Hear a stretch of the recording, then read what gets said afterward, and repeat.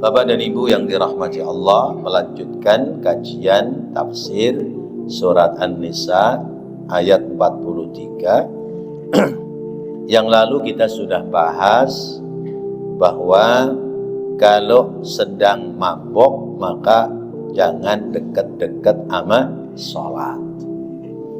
Nah, ayat ini telah dimansukh, telah dipertegas sampai kepada bahwa minuman keras itu hukumnya haram. Lalu kapan lagi kamu tidak boleh masuk masjid? Kapan lagi kamu tidak boleh sholat? Kamu tidak boleh sholat ketika kamu sedang dalam keadaan junub.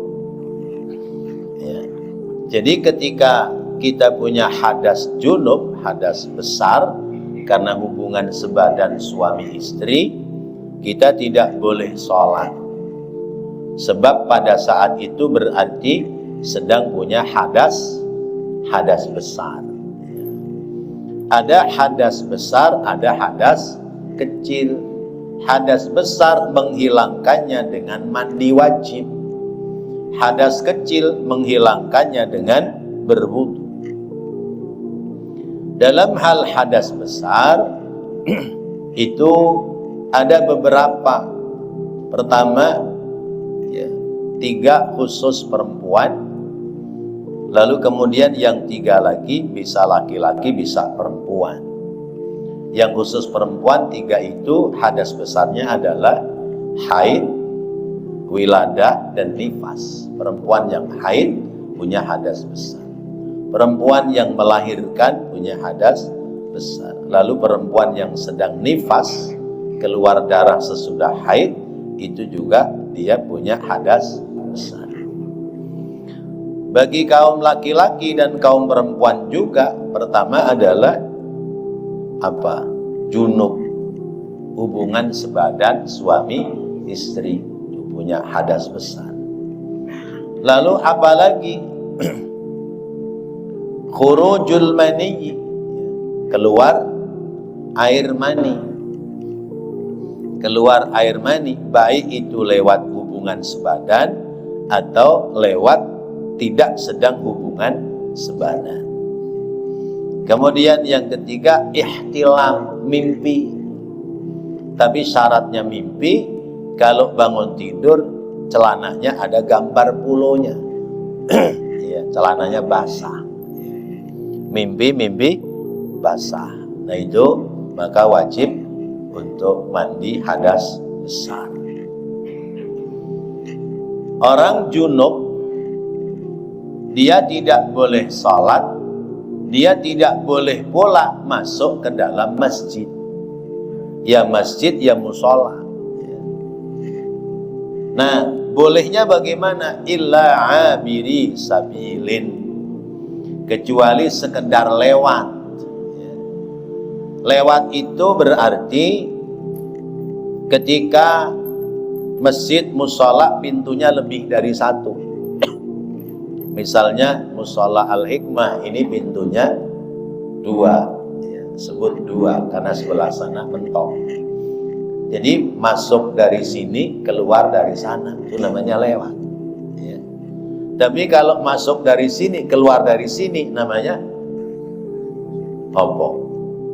Nggak lewat itu, masuk, sengaja masuk. Kasusnya adalah ada orang-orang yang rumahnya itu halamannya nyambung kepada masjid. Jadi tidak ada jalan lain buat lewat kecuali lewat situ. Berarti lewat masjid. Itu namanya abiri sabilin. La tadkhulul masjida wa antum junuban illa abiri sabilin. Janganlah kamu masuk ke dalam masjid kalau kamu sedang dalam keadaan junub kecuali sekedar lewat. Qala tamurru bihi marran wa la tajlis. Maka lewat itu ya lewat aja.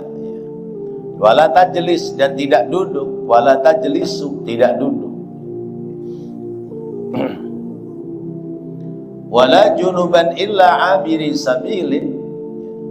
Riwayatnya begini, Ini menurut Imam Yazid bin Abi Hubaib tentang firman Allah Ta'ala wala junuban illa abiri sabil. Ay anna rijalan minal ansari kanat abwabuhum fil masjid fakanat tusibuhumul janabata wala ma'a indahum fayaruddunal ma'a wala yajiduna mamarran illa fil masjid fala yajiduna mumarran illa fil masjid fa anzalallahu hadhil ayatu. Adalah orang Ansor pintu rumahnya nyambung ke masjid. Bapak kalau ingin lihat ada yang begitu, saya melihat itu Masjid Darussalam ya, sebelah Binus itu samping-samping masjid itu, kecuali ada pintu yang ke sini, ada rumah yang halamannya langsung teras masjid ya, sudah di keramik nyambung kepada halaman rumahnya. Nah ini orang Ansor rumahnya begitu. Sementara dia sedang punya hadas besar, lalu nggak punya air buat minum. Air minumnya adanya di masjid. Nah, jadi masjid-masjid itu disediakan air minum. Sampai hari ini di negeri Arab, di Mekah, Madinah, itu sebuah masjid ada air minum yang disediakan. Khusus air minum, air zam-zam. Masjid, musola, atau masjid-masjid yang dekat dengan Masjidil Haram, itu pakainya minum air zam-zam. Dibikin wadah besar, lalu dituangin tiap hari. Itu minum. Nah orang-orang ngambilnya ke situ, berarti kan mondar-mandir masuk ke masjid. Kemudian turunlah ayat wala junuban illa abiri sabilin, dan orang yang sedang junub tidak boleh masuk ke masjid kecuali sekedar lewat ngambil air. Berdasarkan hadis pula dari Rasulullah SAW, suddu kulla khawkhatin fil masjid illa khawkhati Abi Bakrin. Nah, tutuplah tiap pintu-pintu masjid kecuali pintu yang menyambung ke rumah sahabat Abu Bakar. Hadza qalahu fi akhir hayatihi sallallahu alaihi wasallam. Ini disampaikan oleh Rasulullah di menjelang akhir-akhir kehidupan Rasulullah. Alaman minhu, mengajarkan atau memberikan isyarat, anna Abu Bakrin radhiyallahu anhu sayalil amra ba'dahu, bahwasanya ini memberikan isyarat kalau nanti Rasulullah meninggal maka gantinya pemimpin adalah Sayyidina Abu Bakar.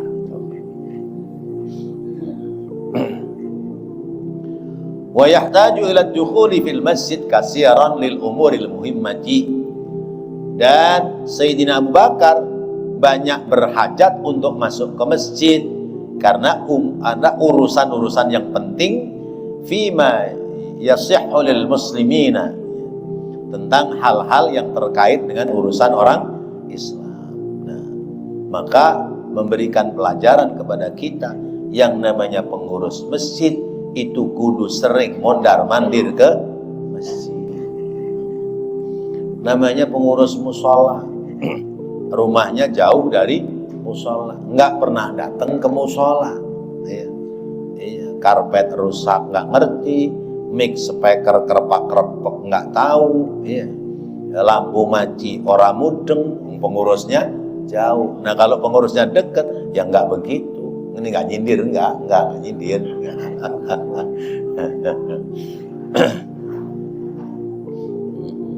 Nah karena pengurusnya 5 waktu selalu ada di masjid, ya tahu kekurangan masjid, kekurangan apa yang dibutuhkan oleh jamaah. Saya itu punya angan-angan begini,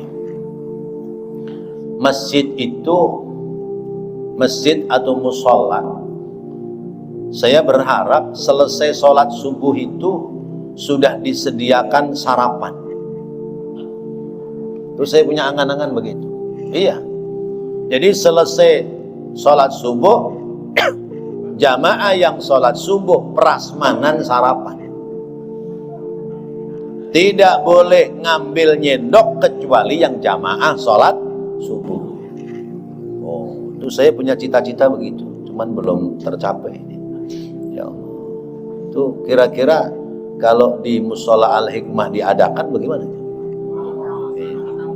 Mantap ya. Pokoknya sediakan aja tiap subuh itu duit 300.000 buat prasmanan. Tinggal titipin aja ke warung.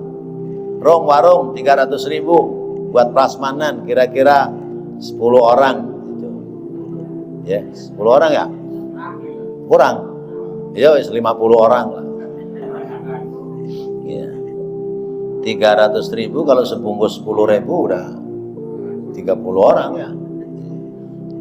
Ya, untuk kali pertama 30 orang lah gitu. Nanti begitu dengar, oh ada sarapan tuh habis subuh. Nongol lagi segerombolan ya.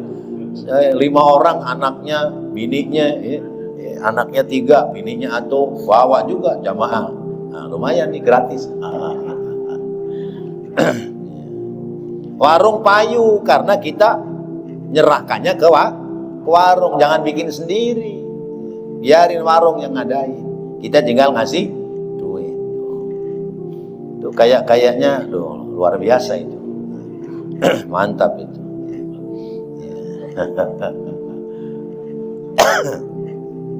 Kayak orang daerah kampung saya, kalau ada orang meninggal itu pada bersyukur, alhamdulillah.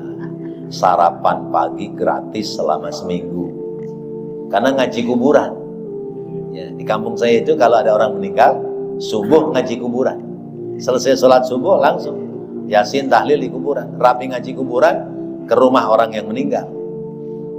Disediain sarapan seminggu. Belum seminggu ada lagi yang meninggal, alhamdulillah nyambung lagi.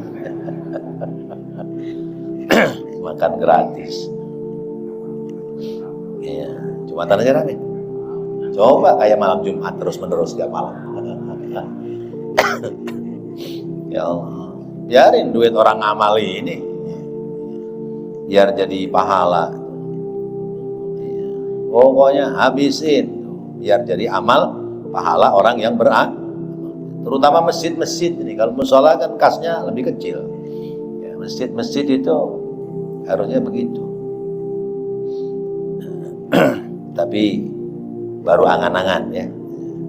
Baru angan. Ya, mudah-mudahan nanti ya, ada rezeki yang bagus, orang pada nitip. Ya, jadi orang yang punya hadas junub dia tidak boleh masuk ke dalam masjid, apalagi dia sholat. Tapi ada riwayat ini ya, qad sabata fi sahihi Muslimin an Aisyah radhiyallahu anha. Imam Muslim meriwayatkan dari Siti Aisyah, qalat, dia berkata, qala li Rasulullah SAW, nawalini al-khumrata minal masjid. Aisyah, tolong ambilkan tikar dari masjid. Fakultu, lalu aku berkata, kata Siti Aisyah, inni haidun, ya Rasulullah, aku kan sedang haid. Faqala, inna haidotiki laisat fi yadiki. Aisyah, tanganmu nggak haid kan? Yang haid kemaluanmu kan? Gitu kira-kira. Maka berarti boleh sekedar datang ngambil terus balik lagi. Nah, ini keterangan hadisnya seperti itu. Kemudian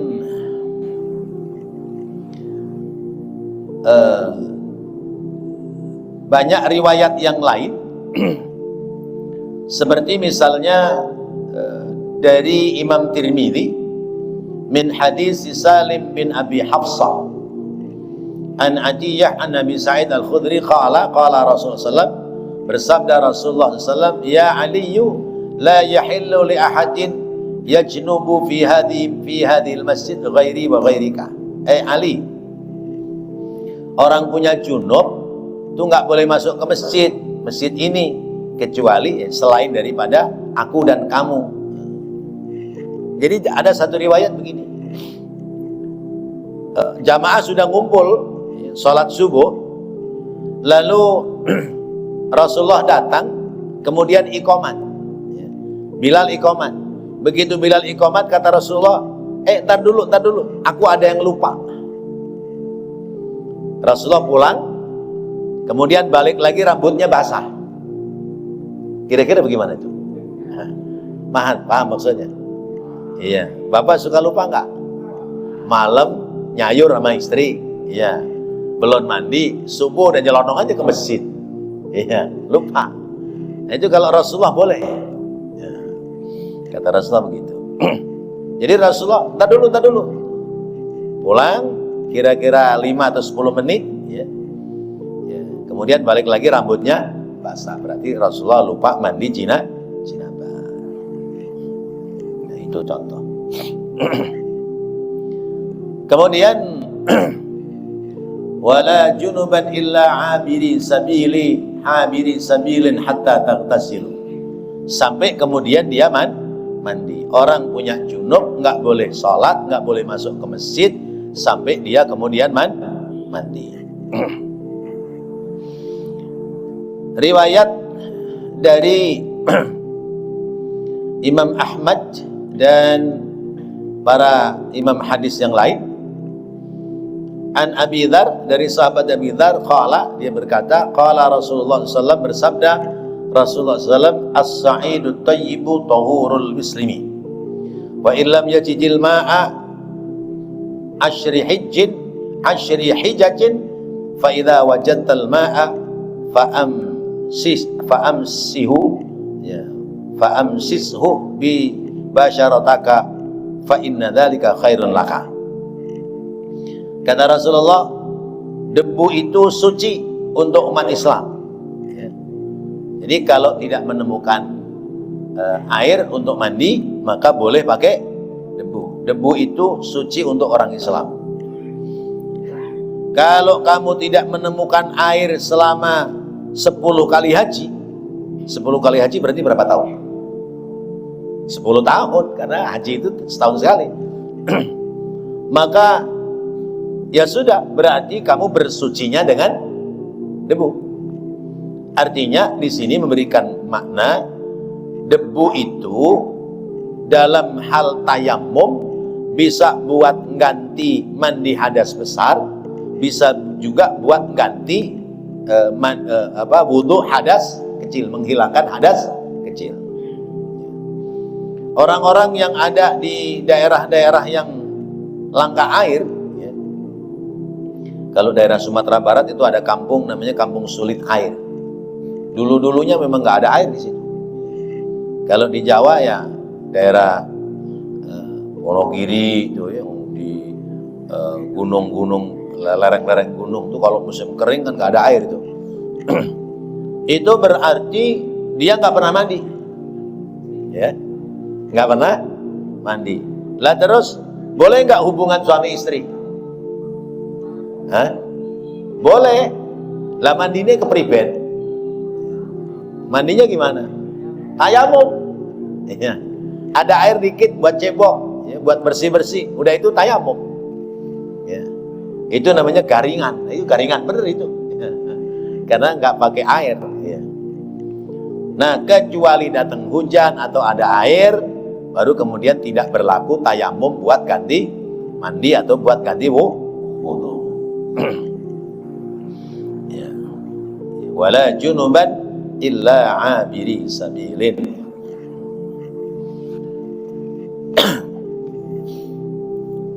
Hatta taghtasilu, sehingga kalian mandi. Wa in kuntum mardha aw ala safarin.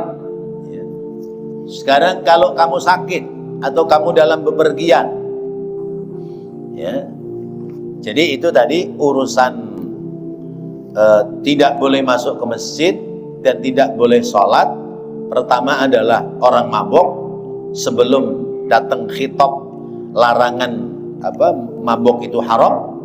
Kemudian yang kedua, orang yang punya hadas besar, nggak boleh ke masjid dan tidak boleh sholat.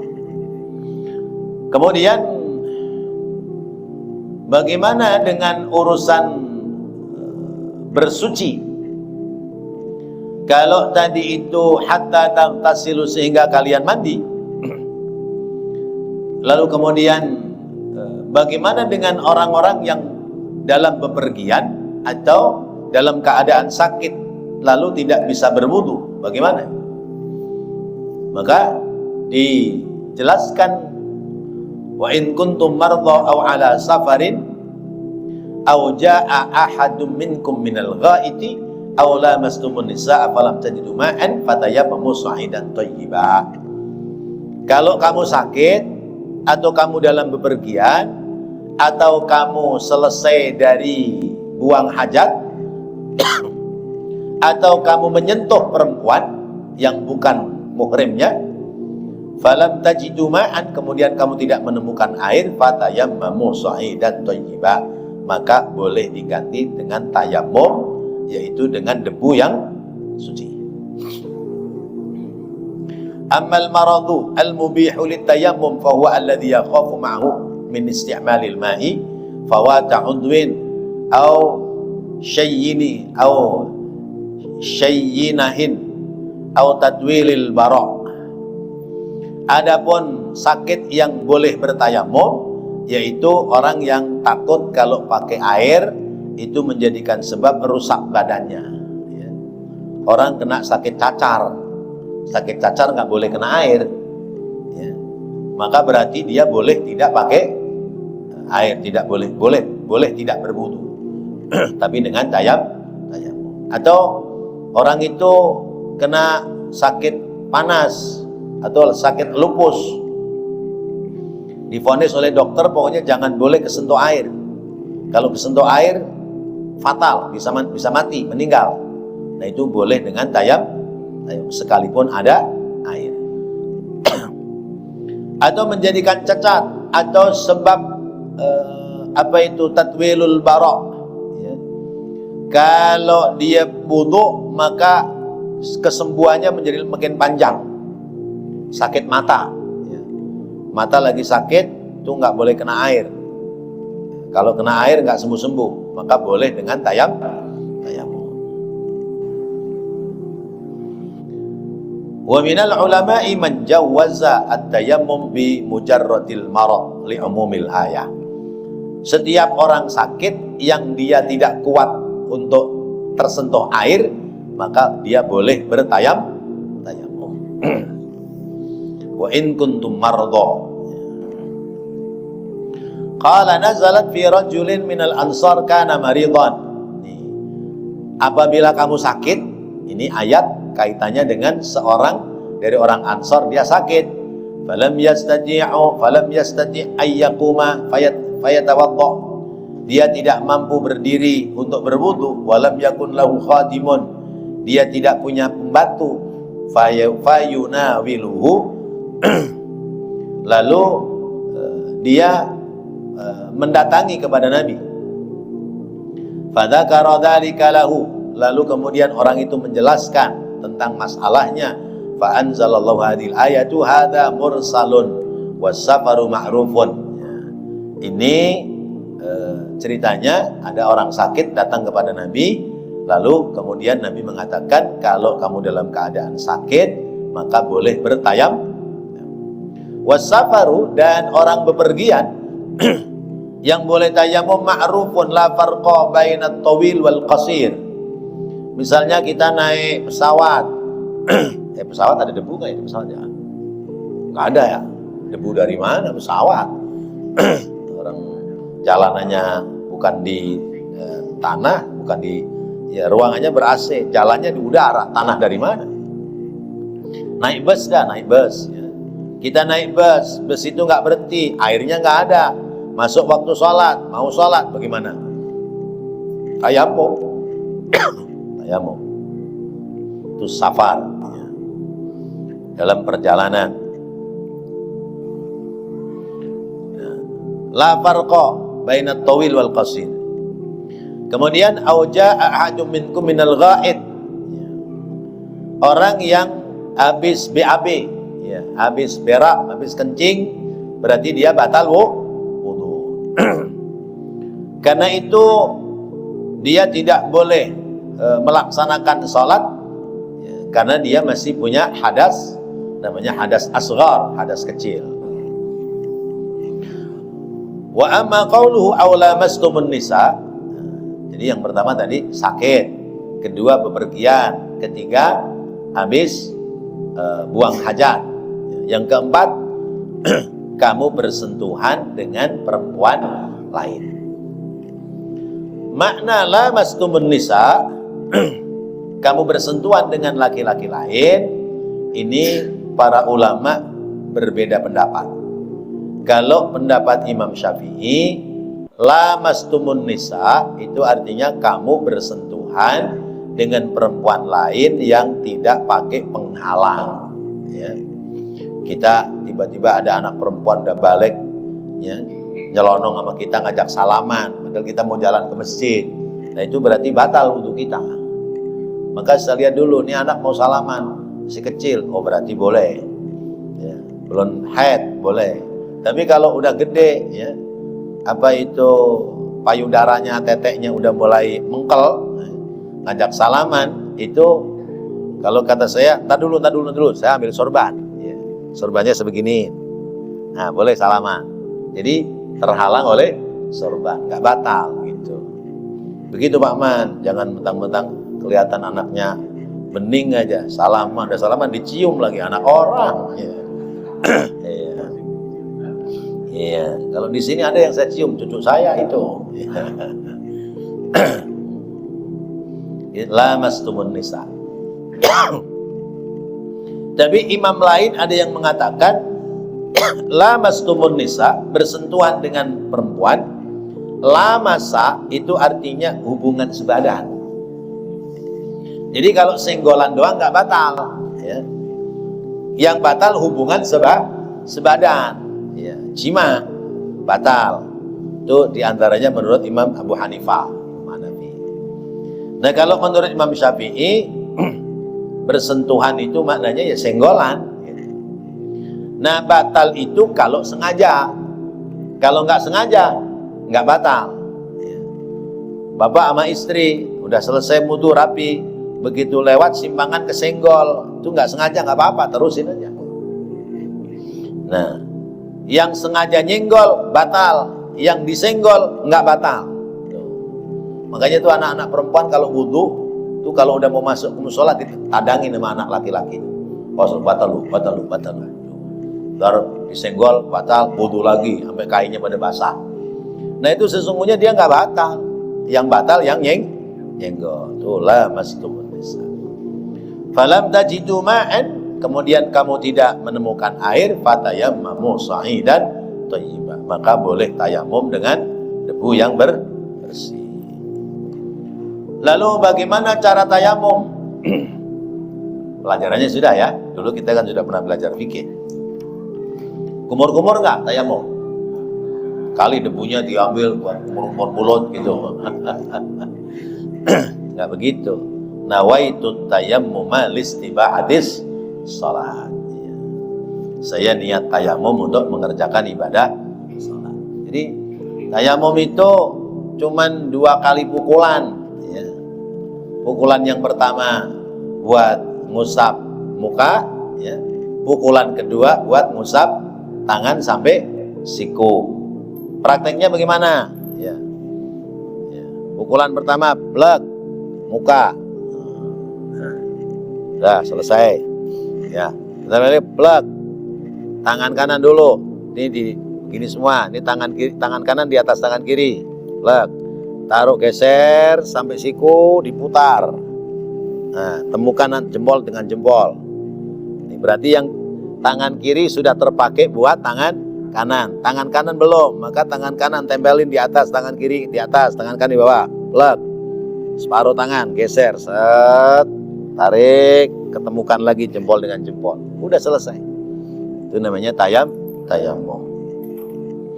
Nah, Jadi tayamum adalah badlun 'anil wudu' fit tathhir, mengganti dalam mensucikan wudu. Maka niatnya bukan nawaitul wudu'a ya, atau nawaitut tayammuma liraf'il hadasil asghari, tidak, tapi nawaitut tayammuma listibahatis salat. Saya niat tayamum untuk kesempurnaan dalam ibadah salat.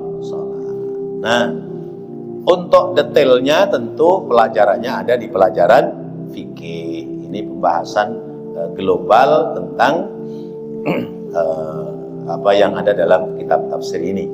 Maka kalau kita sudah melaksanakan dengan baik dan sempurna, sudah melaksanakan itu sempurna, innallaha kana afuwan ghafura, sesungguhnya Allah adalah zat yang maha memberikan maaf dan memberikan ampunan. Istilahnya bahasa kita, kalau misalnya salah-salah dikit karena kita belum belajar, masih mendapati ampunan dari Allah. Tapi jangan kemudian nggak belajar terus sampai kita ngerti bagaimana kaifiat dalam ibadah, termasuk adalah tayammum. Shadaqallahul azim. Mudah-mudahan menjadi tambahan ilmu yang bermanfaat. Rabbana taqabbal minna innaka antas samiul alim wa tub alaina innaka antat tawwabur rahim. Rabbighfir warham wa anta khairur rahimin. Wa sallallahu ala sayyidina Muhammad wa ala alihi wa sahbihi wa sallam. Walhamdulillahi rabbil alamin. Wassalamu alaikum warahmatullahi wabarakatuh.